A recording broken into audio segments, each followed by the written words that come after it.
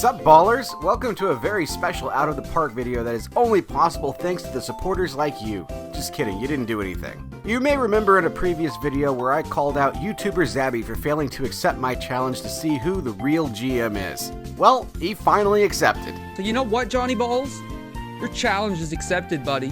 And as such, we have this. Both of us hate the Mets. Oh god, do I hate the Mets. So we decided to do a fantasy draft with a few rules.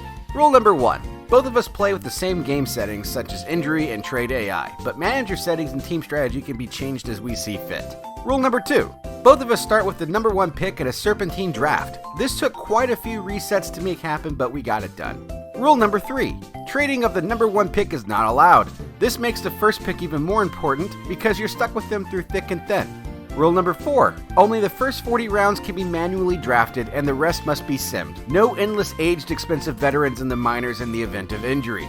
Rule number 5. The best regular season record wins. Anything can happen in the playoffs, so none of it actually counts, not even the World Series. Rule number 6. The loser must eat a Vegemite sandwich. For those of you who don't know what Vegemite is one of the absolute worst, I guess it's technically a food, one could possibly ever ingest. Eating Vegemite is actually used as punishment in the MLB for players who do something stupid during a game. For more info on this product, consult Google. But before we begin, let's meet our challenger, Zabby. Alright, Zabs, how confident you feeling over there in Canada? About as confident as I am in saying that Arenado will never play another game for the Colorado Rockies. Let's see what you're saying when you have to eat that Vegemite sandwich. The only sandwich I'm eating is a peanut butter and W sandwich. Unlike the Rockies, I'm always prepared. Why you gotta attack the Rockies? What did they ever do to you? As stated before, we both will be playing as the Mets. You have no idea how much I hate this. Here are the manager settings and team strategy I'm using for this run. A little different than normal, and I won't be doing any drafting or signing international free agents because, again, it doesn't matter. Here are the before and after personnel hires. Basically, I fired all of the major league staff. I need everything to go right, and the Mets obviously don't know how to make that happen. As always, by accepting this job, we are bestowed owner goals, which really don't matter all that much this time around since we're only playing one season, but here they are nevertheless. Finally, on to the draft. I'm not going to take you through every single one of my picks, but for my number 1 pick, I chose Jacob Degrom. Several reasons for this, including his excellent stats in the 2080 scale, but my experience has been that Degrom is exceptional in this game and I'd be an idiot not to pick him up. For my next pick, I chose Max Scherzer because, as frequent viewers of my channel know, pitching is my number 1 concern and now my rotations 1 and 2 spots are secure. My third pick, I needed a big bat and I went after Freddie Freeman for first base. At this point, most of the exceptional position players were snatched up and Freeman was the best bat available. From here, I'm mostly focused on pitching and fielding because even if our offense was lagging, if our pitching can shut out the competition every day, it doesn't matter in this game. Towards the end of my allowed 40 picks, I picked up some young talent in the event of injuries to my major league staff, but I don't anticipate that being an issue because I went after players who have not given me issues with injuries in the past. After all of my draft picks have been made and my roster set up, these are the pitching assignments and lineup I'm left with. Definitely a pitcher-heavy roster, and we'll have to make adjustments as we go. As is the usual tradition, I play the opening day game, and here is the lineup I've chosen. As expected, we are an absolute juggernaut. Granted, the only offense on our part was this 2-run home run by Francisco Cervelli in the bottom of the 5th inning, but that doesn't matter because Jacob Degrom pitches a complete game, only giving up 1 run along the way. This is the kind of result I expect us to have the rest of the season. May need another bat along the way, though. Shortly after, Max Scherzer is out for 2 to 3 weeks. Oh shit, here we go again. I promote Adam Ottavino to the Major League roster to replace him. These are my new pitching assignments. Max Scherzer is ready to be activated from the injured list, and to make room, I make a trade with the Brewers, sending Yu Darvish and Adam Ottavino for Kyle Hendricks, retaining 20% and 2 minor leaguers. You might be wondering why I would even care about the Brewers retaining any part of Hendricks' salary, given that we're only playing 1 season. Our budgeting due to the fantasy draft is miserable and really puts a stopper in a lot of impact trades, so I need all the help I can get. Here are my new pitching assignments. We reach May and we're off to a slow start with a 16-15 record, a .516 win percentage, second in the division. First months are usually the worst for me, so I'm not worried right now. These are my pitching stats, as well as my batting stats. I make 2 trades, the first with the Rangers sending Charlie Morton, Kyle Seager, and a minor leaguer for Yasmani Grandal retaining 15% and Jeurys Familia. This should at least help with our offensive production. The second trade is with the Dodgers sending Francisco Cervelli, Tommy Kahnle, and a minor leaguer for Will Smith. Now this is a story all about how my life got flipped, turned upside down. Wrong Will Smith. To make these trades work, I call up Matt Batten. The derivation of Matt the Bat comes from, his locker room presence. It's got the biggest dick in baseball history. Whoa, seriously? Oh, yeah. These are my new pitching assignments, as well as my lineup. Lorenzo Cain is out for 4 weeks, and I call up Bryce Johnson to replace him. This is my new lineup. As we turn the page on the calendar, Kyle Hendricks is named Pitcher of the Month. We'll take a look at this in a moment. We reached June having absolutely slaughtered the competition with a 38-21 record, a .644 win percentage, first in the division. We lost only 6 games in the last month, which is absolutely amazing. These are my pitching stats, as well as my batting stats. Back to Kyle Hendricks. Since joining the Mets, he's posted a 2.11 ERA, a 91 WHIP, and a 204 ERA+. But enough of my team. Let's check in with Zabby and see how he's doing. Alright guys, I skipped over the draft because it really doesn't matter for this series. We're going to take a look at our player stats now. Mike Trout has 14 home runs. The next closest is Tucker Barnhart with 6. Let's take a look at average. There's average on base. Slugging, ISO, OPS, and we'll take a look at WAR here. So as you can see, we've had some pretty disappointing seasons from some of our players. Our offense is really not doing too hot. It's basically Mike Trout, which I mean we suspected was going to happen. But let's take a look at our pitching here. ERA. I expected our pitchers to be a lot better. Lance McCullers doing great. Kershaw not really having a great. I mean he's got a 4 ERA, which isn't bad.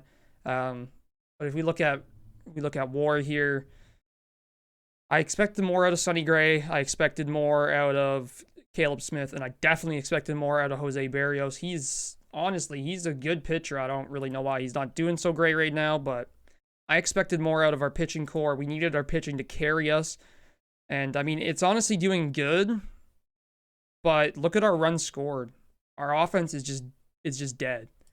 Like, our pitching is doing good, but I basically needed them to make us win, and it's not really happening. Maybe we can try and make a trade to add some offense, but there's not really many available for trade right now. We'll see what happens as we get further on in the year. I demote Grant Dayton and call up Taylor Gilbo. These are my new pitching assignments. Lorenzo Cain is no longer injured and is sent on a rehab assignment. And once his rehab time is up, I demote Bryce Johnson to make room for him on the roster. This is my new lineup. Mid-season goals time, and the owner is good with my performance. I'm here to tell you right now, we don't care. We reached July with a 53-32 record, a .624 win percentage, first in the division. At this point, I'm convinced there's no way I'm going to have to be eating Vegemite. These are my pitching stats, as well as my batting stats.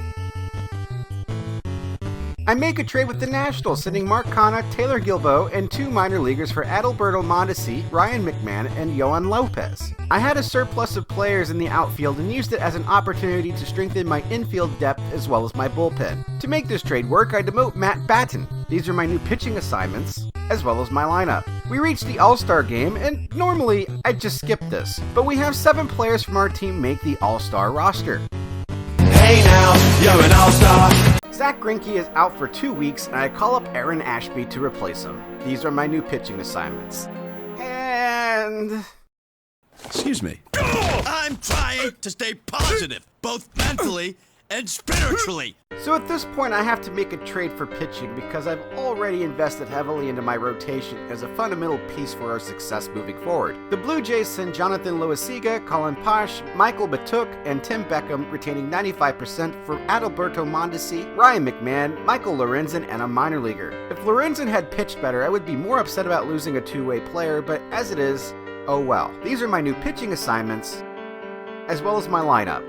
As we move into August, Freddie Freeman was named Batter of the Month. More in a minute. At the start of August, we have a 69-40 record, a .633 win percentage, first in the division. I'm wondering now if we'll hit 100 wins and not even remotely concerned about Zabby. These are my pitching stats, as well as my batting stats. I make no roster moves at this time. Speaking of Zabby, let's check in on him again.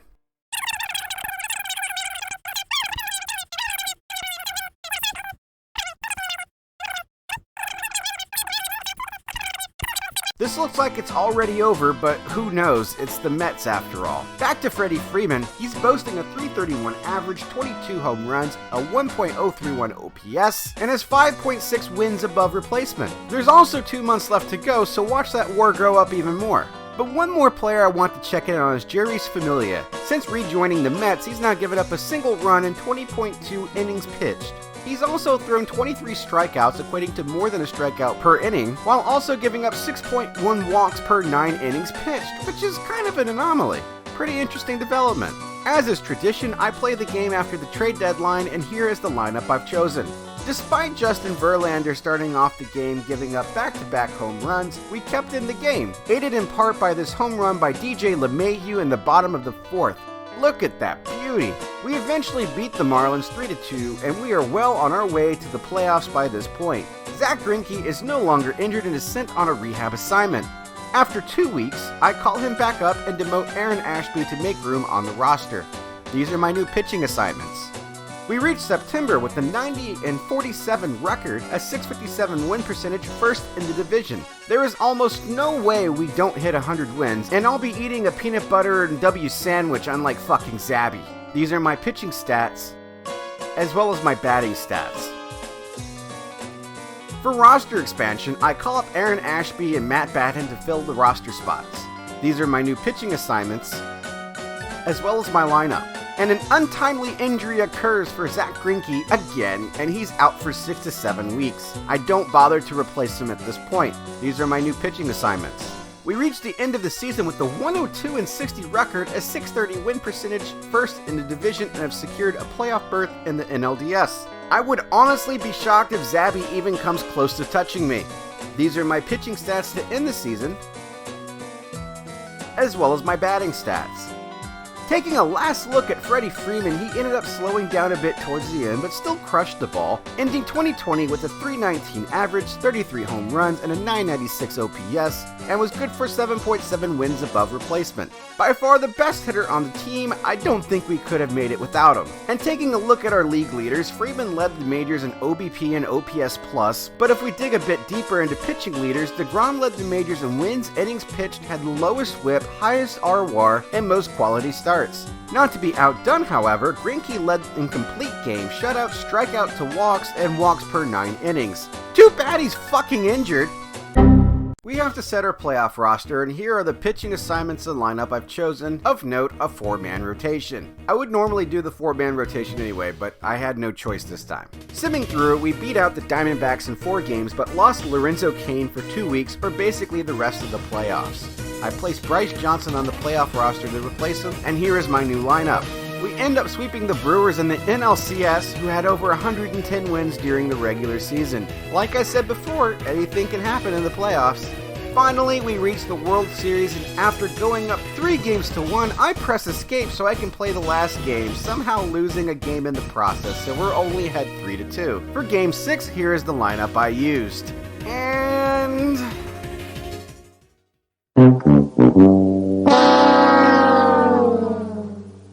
well, that sucks. Didn't really feel like playing 2 games. Okay, on to the Game 7, I guess. And for that, here's the lineup I used.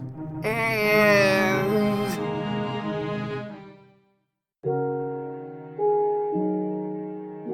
normally I'd make a trash can joke here, but this is the quintessential Mets right here. Up 3-1 and somehow manages to snatch defeat from the jaws of victory.